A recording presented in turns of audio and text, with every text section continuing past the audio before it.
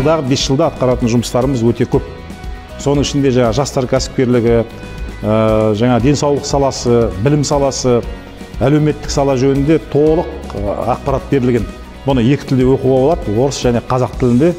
Мына сайлауалды бағдарламаны жалпы негізінен осы халықтың аманатына жиналған бағдарлама. Жаз бойы біз халықпен кездесіп, тұрғындармен, қала тұрғындары, ауыл тұрғындарымен кездесіп, солардың мұң-мұқтаждарын барлығын жазып алдық.